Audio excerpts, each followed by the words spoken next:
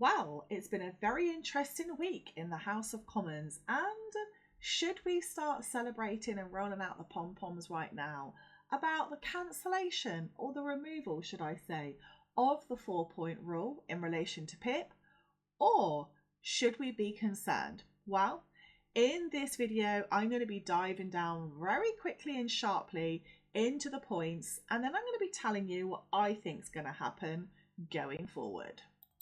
So in a major turnaround this week, Labour back down, or should I say, use a little diversive strategy to make everybody think that the 4-point rule is never going to apply to PIP. Well, that remains to be seen, but currently clause 5 has been removed from that bill. So what does this mean?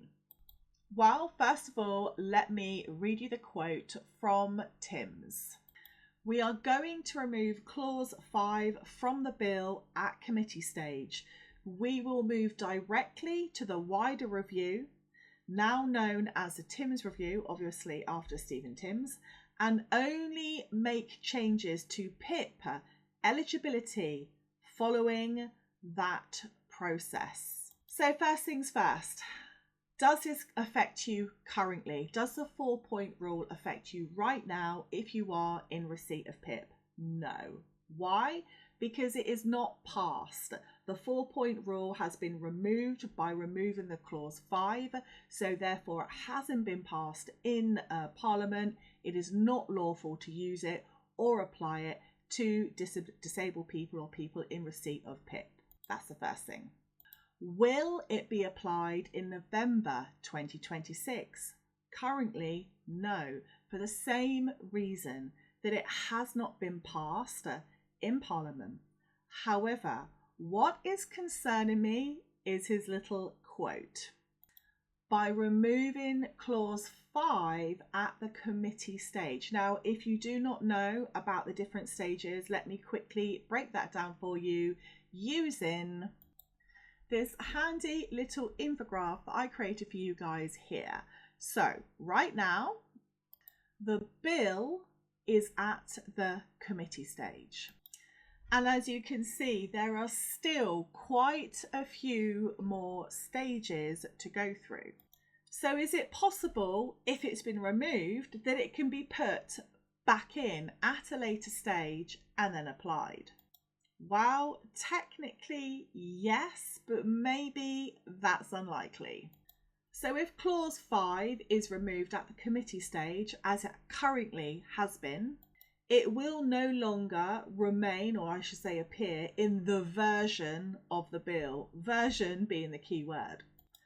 However, at the report stage, any MP at all, can propose a new amendment. And as you can see, between the committee stage and the report stage, there's quite a lot of water to tread, which is what I think the Labour Party are doing right now because of the uproar from all of you guys and me, all of us wonderful campaigners saying, no, this is wrong.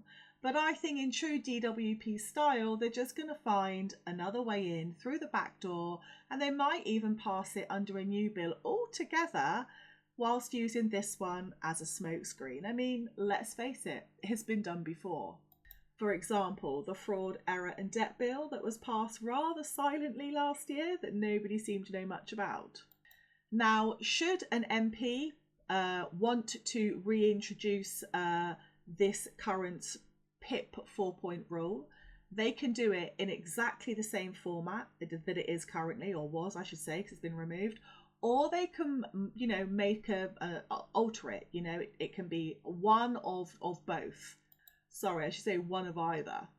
Now, if that happens, the amendment that would have to happen now at report stage would have to be debated and voted on all over again. Now, why do I think that it's unlikely for this to be reintroduced? Labour have actually, they've stated it in the House of Commons that the 4-point rule would be abandoned in favour of the Timms review Poor old Tim's. I think he's going to be made the scapegoat for something. Reinstating it in its current format would cause a rebellion, of course. Damage more of the public trust that's already been damaged by this current outrage. And I think, to be fair, it would be seen as, doing another U-turn on the multiple U-turns that has already been done by the Labour Party currently. Now, whilst I say that's unlikely, I am also quite well aware that the Labour Party, in particular the Department of Work and Pensions, don't really care too much about public opinion. I think that's fair to say. So, if Tim's reintroduces something else, a new amendment, jiggled it around, made it a little bit more palatable to the disability campaigners and disability people in general, it's quite possible that it could come back in at that point. It could reappear under a different name. Maybe it might not be called the 4-point rule.